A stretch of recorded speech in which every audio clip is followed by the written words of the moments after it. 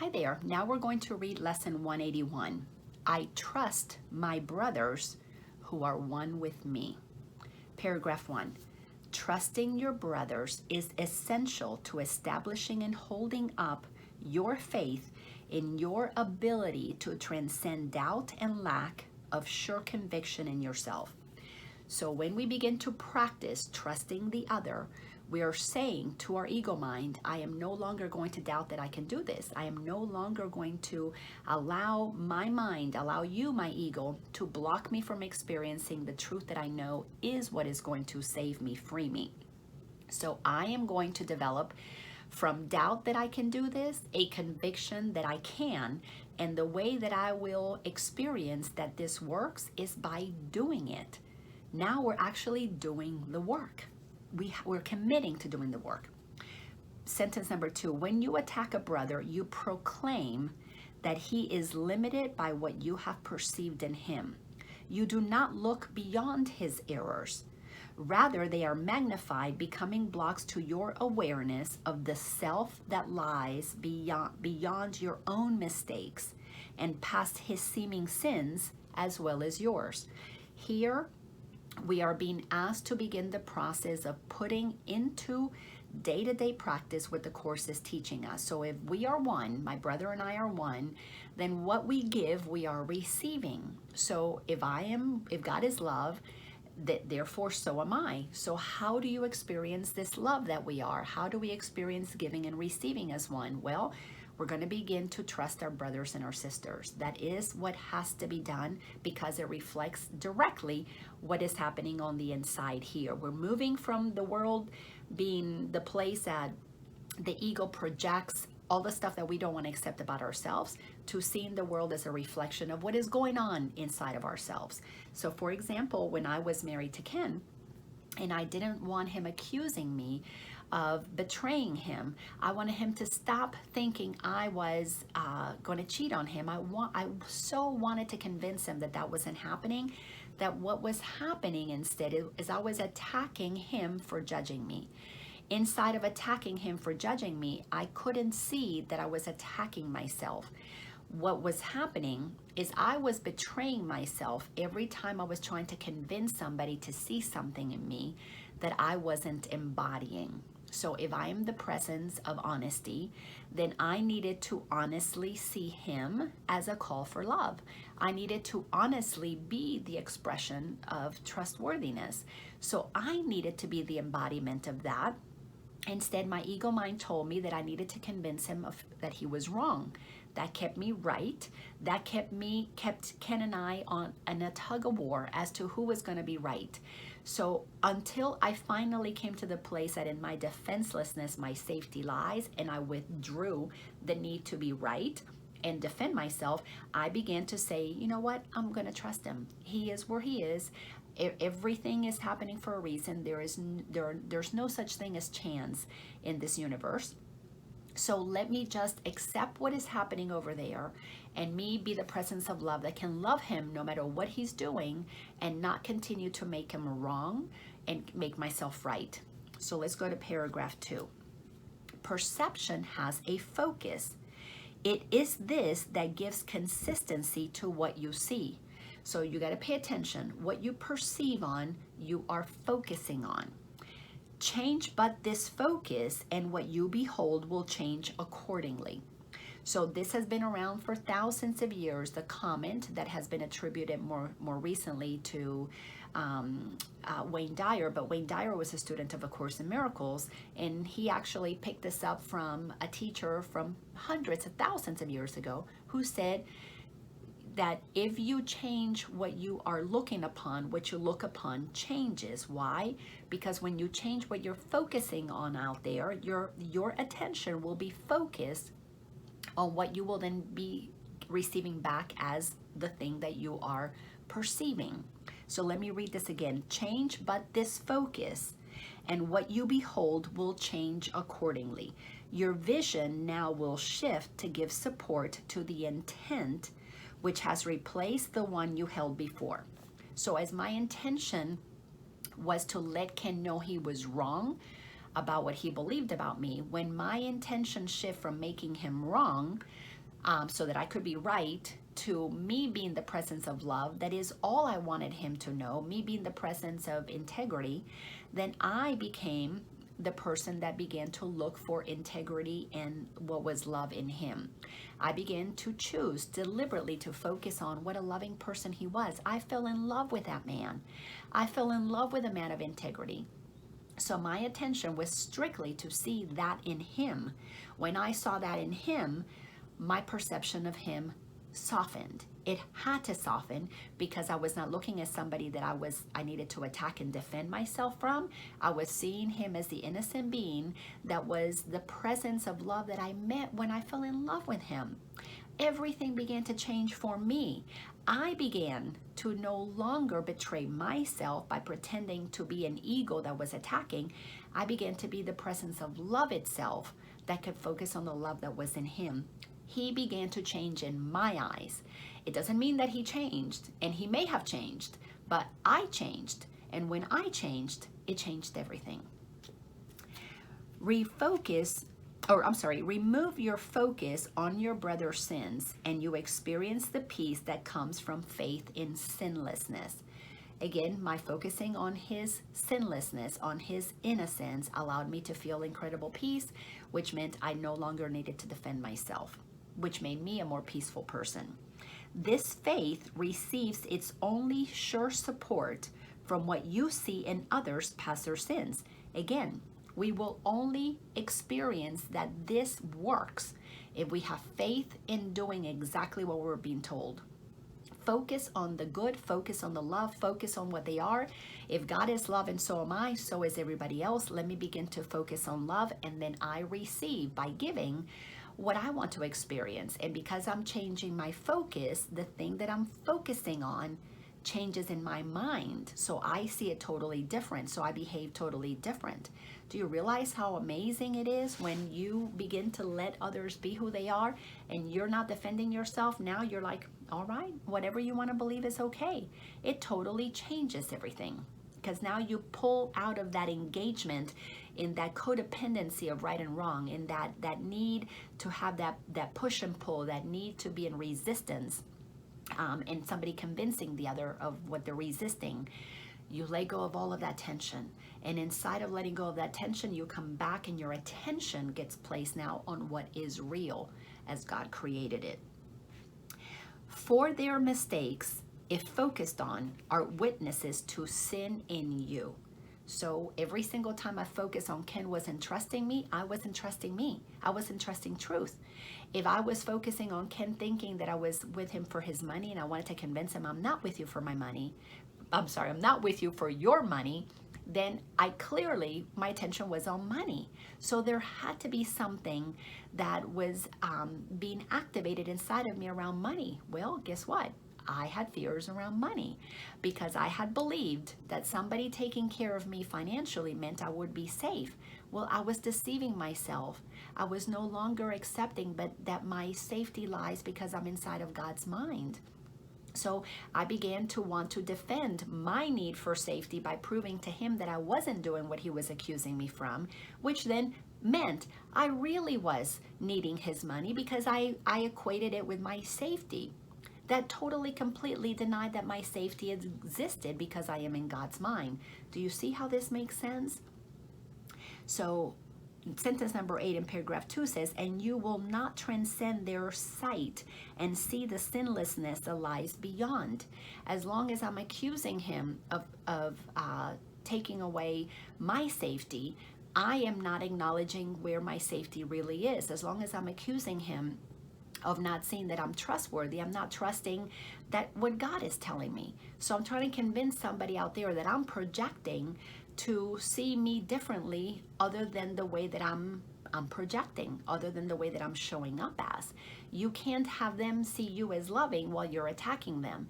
So we have to trust that they are the presence of love, come back into our mind, acknowledge that our focus on whatever it is that we are seeing is going to reflect back to us the truth of who we are, is the trick here. We need to begin to focus our attention on what am I? I'm sinless. So what is he? He is sinless. What am I? I am love. Let me focus on love in him. I am at peace in the mind of God. I am safe in the mind of God. Then let me see him, her, as safe in the mind of God. Once you decide that giving that perception is to receive the benefit of it, the peace of it, once you commit to doing that, you are going to transform your life. But you will not be able to transform your life unless you're willing to be okay with you having had mistaken perceptions before, with you being wrong about your beliefs about the world and others. When you're willing to see that others have no power over you, you begin to then not need to defend yourself to gain your power. You own your power, and from that space, defenses are not needed. Paragraph 3, therefore, in practicing today, we first let all such focuses give way to our great need to let our sinlessness become apparent. We need to begin to acknowledge that we haven't done anything wrong. We have been perfect since we were created. And by our willingness to accept that in us, because giving and receiving are one, we will focus on that in the other so that we can receive the feeling of that sinlessness. We instruct our minds that it is this we seek. We are telling ourselves, go search for sinlessness there, because that's what I want to receive as the truth of what I am. And only this for just a little while. We can't do that for long stretches of time until we have recognized how good it feels. Once it feels really good to be able to focus on truth in them and yourselves, then you're going to want this more and more and more. This is not going to feel good because in the beginning it's going to feel like you're letting the other person off the hook. You're letting them get away with murder. You're letting them get away with a lie. So the mind over here that wants to project out there wants to keep you believing that you can be hurt by others. As long as you believe you can be hurt by others, you're going to defend yourself. What you're doing is you're telling yourself, no, nothing can hurt me. What anybody thinks about me is none of my business and it cannot affect me. But what I think about them is my business and it is what affects me. So I want to think the best of them. I want to think the truth of them because that is how I am going to receive what I want to experience. In a way, this is a very selfish process. But it's a process that centers us in the very self, capital S self that we are. So we are literally needing to become extremely, extremely selfish about how we want to feel. You gotta want to feel good to let go of needing to be right, because being right only feels good for a short period of time. Feeling the truth of who you are makes all the difference eternally. Is what allows you to feel good consistency. It's what bliss is all about. You're no longer chasing highs. You are in a sustainable state of joy, happiness, and peace forevermore. Because if God is love, so are you. Love never fights, never angers, never does anything other than being kind and being patient. So let's look at sentence number 3 in paragraph 3. We do not care about our future goals. So we forget about the future. You're going to focus on just now, giving and receiving so that you can feel good right now by trusting others, because you're trusting that you're giving yourself this gift. It's for you. And what we saw an instant previous has no concern for us within this interval of time wherein we practice changing our intent. So we're changing our mind. We're practicing that what we focus on, we can experience. We seek for innocence and nothing else. That's it. That's it. Oh, I'm judging. Oh, wait a second. They're innocent in the eyes of God, so they got to be innocent in my eyes. And so am I. I am innocent in the eyes of God, so let me give and receive as one. Let me focus on that in there, and I will feel it here. Once you feel that innocence and joyful feeling here, you're going to want to do it more and more. We seek for it with no concern but now. You're going to do it now. In this now moment, choose it again and again and again, and little by little you will feel it more and more and more, but you're doing it now. Paragraph 4, a major hazard to success has been involvement with your past and future goals.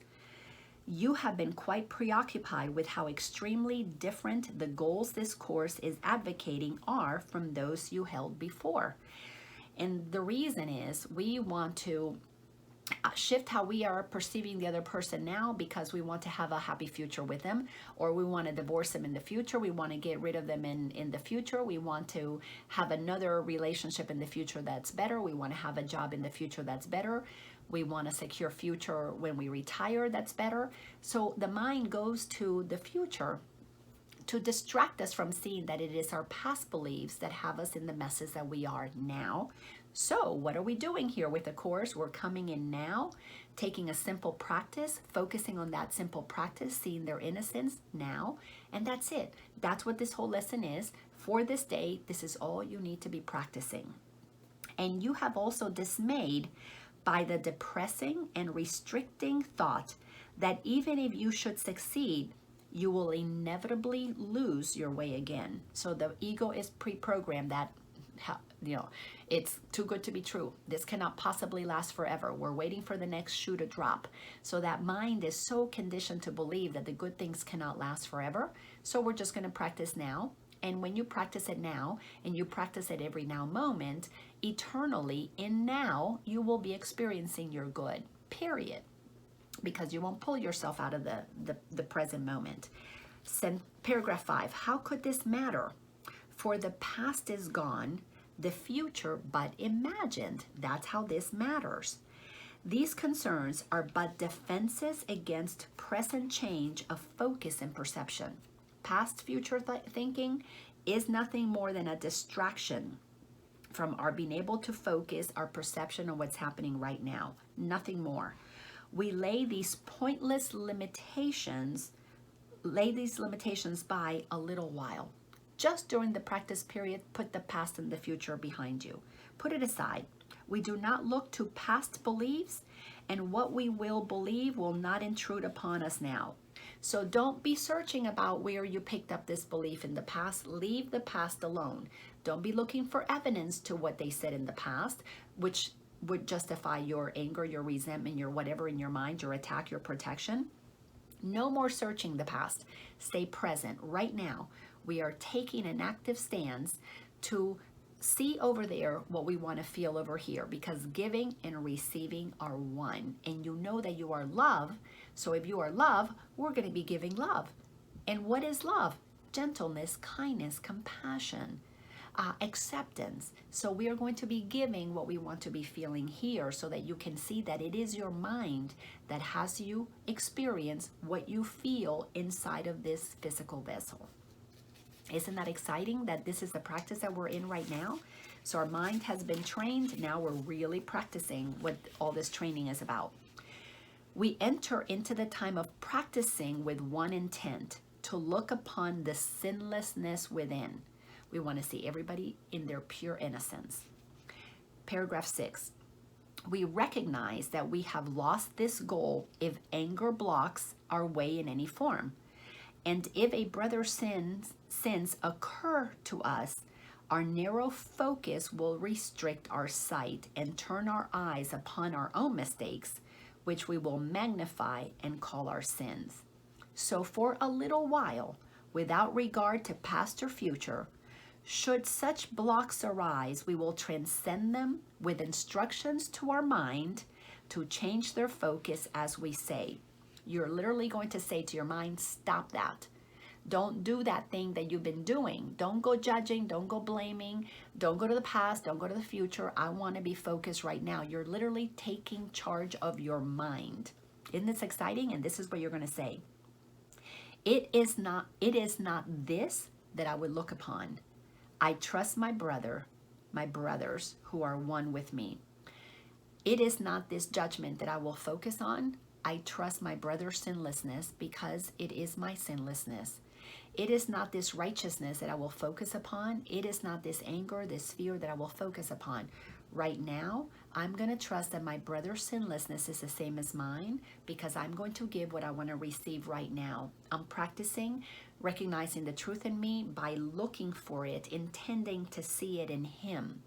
It doesn't matter what they are doing. What matters is that you are taking control of what your mind is now perceiving. This is a game changer. You cannot advance in where the Course wants to take you until you take over what's in your mind. So the course is a course in mind training. And now what you are doing is recognizing that only you can choose the belief that you want to believe as your truth. So we have two belief systems. You're now committing to picking one of them. That's it. That's how we move from awareness of two belief systems to being awake by living only from one belief system. We learned about love and fear, ego and God. Now we're choosing love, we're choosing God, period. This is really very exciting. Paragraph 7, and we will also use this thought to keep us safe throughout the day. You're going to practice this all the time. We do not seek for long-range goals, as each obstruction seems to block the vision of our sinlessness. We seek but for surcease an instant from the misery the focus upon sin will bring, and uncorrected will remain. So we are just simply going to avoid looking at what is not true. We are going to look for the correction only. Nor do we ask for fantasies. We're not pretending what is not true. For what we seek to look upon is really there. Their sinlessness is there, covered up by their behaviors according to their ego. Our sinlessness is here, covered up by our beliefs and our behaviors according to our ego. So we are really calling out what is truly there. Finally, we're focusing on the truth that has been true always, but it's been covered up by our ego. And as our focus goes beyond mistakes, we will behold a holy, sinless world. When seeing this is all we want to see, when this is all we seek for in the name of true perception, are the eyes of Christ inevitably ours. Powerful statement. When that is all you want, when the truth according to God is all you want, when the innocence that is in each person is all you want, when the love that is in each person is all you want, when the peace that passes all understanding is all that you want because it's what God placed in us as our authentic self, when that is all you want, that will be all you will look upon. And when that is all you will look upon, that is all you will experience. And when you give that perception, you will feel it here. And the love he feels for us becomes our own as well. God's love for us, creating us as the presence of love, because if God is love, therefore so am I. As I feel that love for you, I'm accepting it about me, and I can feel the love of God for me. I can feel love for God. This will become the only thing we will see reflected in the world and in ourselves. When we make the commitment to hold our mind accountable to seeing only love, love is all we will see. That will be the only thing that will transform the world. Paragraph 9. The world which once proclaimed our sins becomes the proof that we are sinless. We begin to use everything to give us proof of our sinlessness. And our love for everyone we look upon attests to our remembrance of the holy self which knows no sin and never could conceive of anything without its sinlessness. We seek for this remembrance as we turn our minds to practicing today. Notice these words. We seek for this remembrance. We are remembering the truth that has been true always, always our truth, but covered up by the beliefs that we held according to the ego. So the things that are blocks to the truth are what we're removing by saying, I'm not going to choose that. I'm not going to choose that attack. I'm not going to choose that fear. Instead, I am going to be what I now am remembering I am by focusing on the love that is in you. Because I see love in you, it's because I know it in me. If I see sinlessness in you, it's because I've remembered that is in me. I've remembered that is in you. All I'm doing is removing the filter. I'm removing the block. I'm removing the belief. I'm not choosing to believe something that is no longer my truth. We look neither ahead nor backwards. We look straight into the present, into this now moment. I see your sinlessness. And we give our trust to the experience that we ask for now. Trust that you're going to see their sinlessness because that's what you're going to focus on. Our sinlessness is but the will of God. God created us sinless. We are pure non-physical energy. We are pure consciousness. And our sinlessness is guaranteed for us forevermore. We got to stop believing that it is not there so that we can remember that it is in here. And as I give it to you, by focusing on that in you, I receive the experience of feeling the joy of it in here. This instance is our willing one with his. This instant is our willing one with him, with his. So we are willing to see in this very instant only what God has created. And if God is love, therefore so am I. If God is love, therefore so is everybody else. This is a beautiful practice, and the more you do it, the more you will see how powerful you are, and you will not ever, ever, ever want to allow your mind to see anything other than love, joy, and peace, because if you see anything other than that, you're going to feel the discomfort of that. Why? Because giving and receiving are one. What you give out there through your perception is the feeling that you receive here. What you think, you feel. If you want to feel good, think good feeling thoughts. Think the best of others. If you don't care about how you feel, then of course you'll think whatever you want to think. But don't miss the point here that your thinking is creating your perception. What you perceive is what you're feeling over here as your truth. They go together. Absolutely. Thank God they go together, because this is what's going to save us when we decide to feel the love that's in our heart by thinking thoughts that are consistent with that so is everybody else. Thanks a bunch. I hope you enjoyed this lesson. See you in the next one.